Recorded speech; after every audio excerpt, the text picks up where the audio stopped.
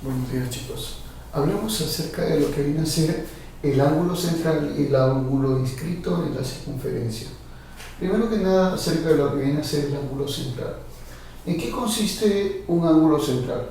Simplemente es aquel ángulo descrito en una circunferencia en el cual se va a cumplir siempre que el vértice de dicho ángulo coincide con el centro de la circunferencia. Eso ahí vendría a ser. Bueno, la característica y lo que nosotros podemos resaltar acá es acerca de la medida de este ángulo inscrito. Siempre la medida del ángulo central será igual a la medida arco que se está determinando acá en la circunferencia, ¿no? Recuerda tú entonces que, por ejemplo, la circunferencia tiene una determinada medida de arco, que puede ser alfa, entonces su ángulo central tendrá ese mismo valor, sería también alfa, tal y como lo puedes observar ahí, ¿no? Por ejemplo, si acá yo te digo, en la circunferencia, estas dos líneas determinan un arco, por ejemplo, de 40 grados, entonces el ángulo central valdrá también 40 grados, el mismo valor que el arco determinado por los puntos de los ángulos, bueno, de estas líneas, ¿no? Perfecto.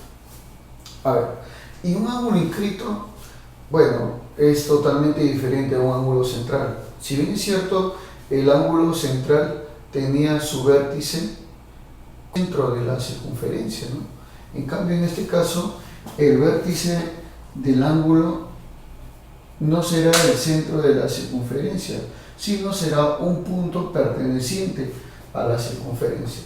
O sea, cualquier ángulo cuyo vértice se encuentre en la circunferencia se llamará ángulo inscrito. Perfecto. Entonces, a través de ello, nosotros diremos, ¿se cumple una cierta propiedad, profesor? ¿Habrá alguna propiedad? Por supuesto, no existe. ¿Cuál es esa propiedad? La propiedad es que el ángulo inscrito, o sea, el ángulo cuyo vértice está en la circunferencia, tiene una medida que es la mitad del arco descrito. O sea, por ejemplo, si esto de acá vale 2 teta, entonces el ángulo inscrito valdrá teta. O sea, siempre su medida será la mitad del arco determinado, obviamente, por las partes finales del ángulo, por las partes que se, ubican en la circunferencia. Entonces, eso es lo que nosotros podemos observar ahí, a partir de estos conceptos básicos que son de ángulo central y ángulo inscrito. Bueno, ahorita lo que queríamos sería, esto de acá es un concepto básico. Lo que queríamos de repente sería demostrar esta parte, ¿no? Demostrar de por qué esta medida es la mitad de esta medida. Inclusive hasta esto de acá también se puede demostrar, ¿no? Porque este ángulo es igual a este ángulo. Podemos demostrarlo. Y profesor, ¿cómo usted podría demostrar, de repente me preguntaría, ¿no?, que el ángulo central es igual al arco de la circunferencia? Bueno, la forma más sencilla es dando la vuelta a todo el ángulo. Se sabe, por ejemplo, que el ángulo de vuelta es equivalente a 360 grados. Entonces, si este punto también describe una vuelta, describirá, o sea, el mismo ángulo que tú estás observando, describe todo el arco de la circunferencia. Y sabemos nosotros también por definición que todo el arco de la circunferencia también es 360 grados. Y es por eso que nosotros podemos definir que para cualquier ángulo central el arco siempre tiene el mismo valor, para cualquiera de ellos. O sea, las divisiones que tú hagas a la circunferencia son las mismas divisiones que tú vas a hacer para el ángulo central. Ahora, demostrar que el ángulo inscrito es la mitad del arco. Bueno, ya ese es otro detalle, ¿no?, que se tendría que demostrar como para poder, obviamente, sustentarte esta parte, y que es muy importante para nosotros. Bueno, vamos a demostrar, ¿ya? Vamos a ver el proceso de demostración a partir de la circunferencia. A ver, por ejemplo, ¿no?, nosotros tenemos acá una circunferencia tal y como la puedes observar, en la cual trazar el ángulo inscrito. Y yo quiero demostrar, como te vuelvo a recordar, simplemente que este ángulo es la mitad de todo este ángulo. Eso te voy a demostrar. Perfecto. Para lo cual, ¿sabes qué voy a hacer? Como este es el centro de la circunferencia, voy a trazar a partir del centro dos líneas. ¿Está bien? Perfecto.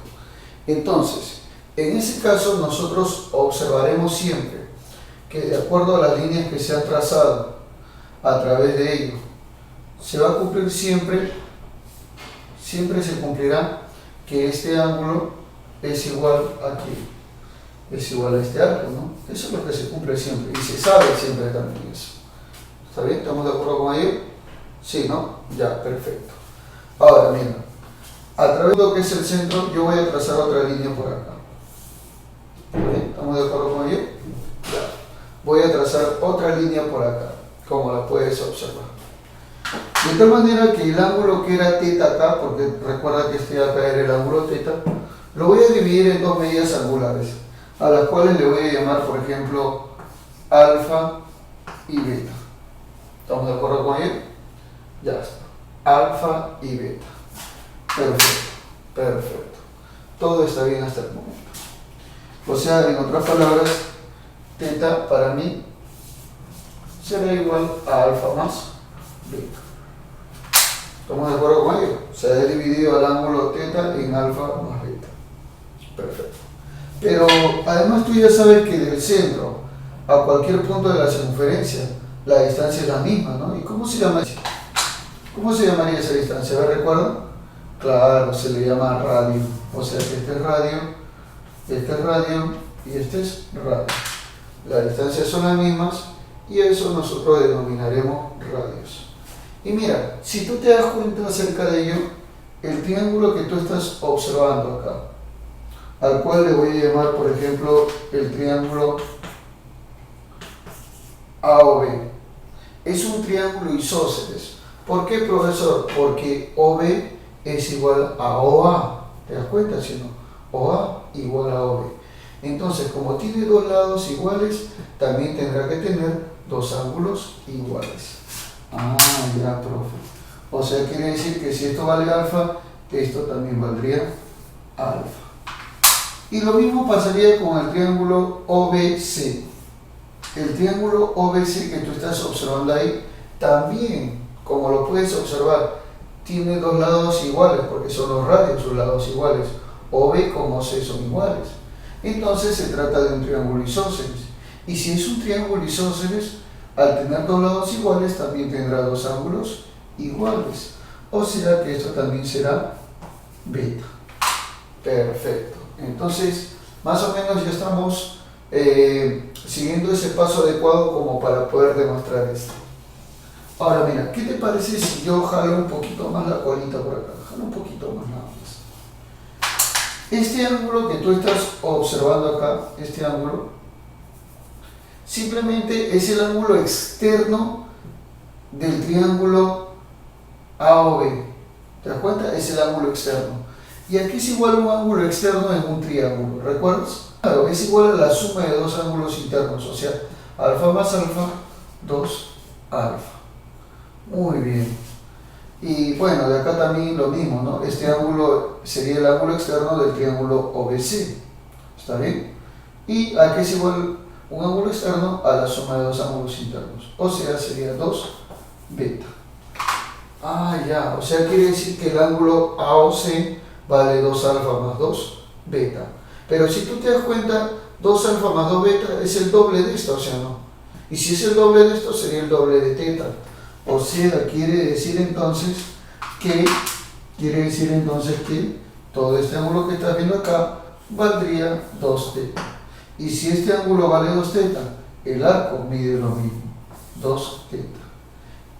Y bueno, como ya sabemos que esto vale teta, entonces diremos el ángulo inscrito siempre tiene la mitad del arco determinado por el ángulo inscrito. ¿Te das cuenta? O sea, en otras palabras, es lo que queríamos demostrar. Recontra simple lo que se ha observado ahí.